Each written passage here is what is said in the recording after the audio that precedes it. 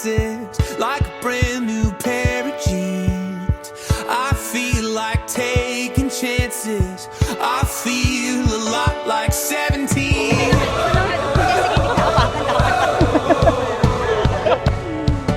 38 years old.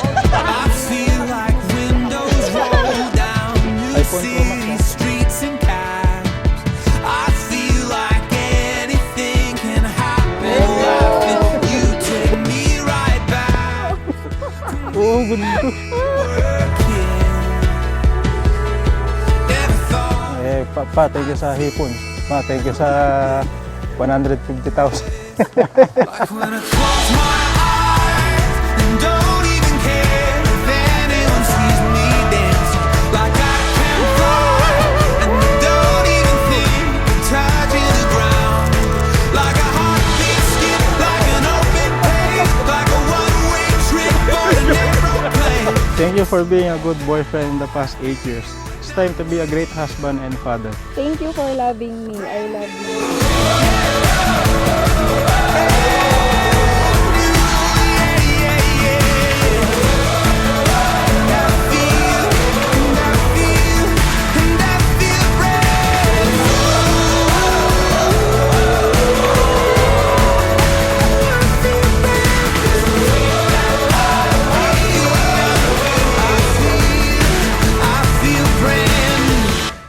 For the love of my life, Jacqueline.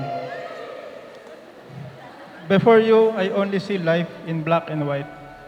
Then God gave me you. Slowly, what was once a dull reality becomes a colorful existence. I began to smile. I began to laugh. I began to dream. I began to hope.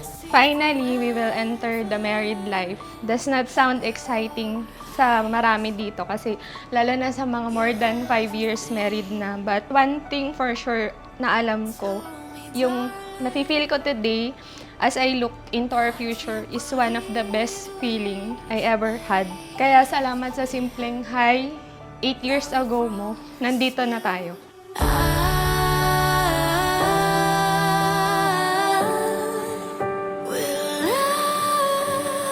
I wish you the best of all.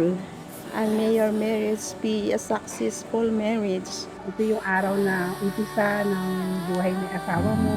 Sana maging responsable kang ama. Ang palaki mo, magkaroon ng magandang kinabukasan at magiging mga anak mo. Our journey as a family begins today. I don't know what the future holds for us, but what's important is you by my side. That's the love of my life and my wife. With trust, respect, and communication, we can overcome whatever challenges that may come our way. Gusto ko lang naman sabihin na mahal kita not because you say you love me first, not because sometimes I get the feeling that you know me better than myself. Not because you always ask me kung okay lang ba ako or ano yung problema. Mahal kita not because you bring out the best in me and not because you are faithful and protective. Mahal kita kasi ikaw yan.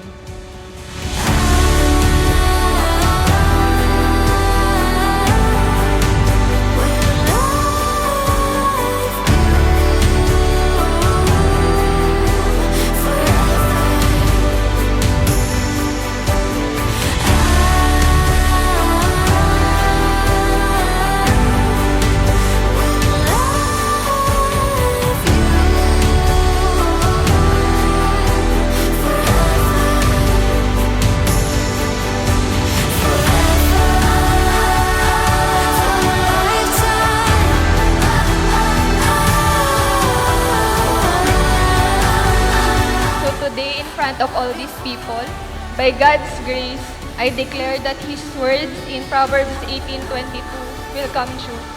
He who finds a good wife finds a good thing and obtains favor from the Lord. So from this day onward, I am declaring uncommon favor and abundant blessing in our life. I love you.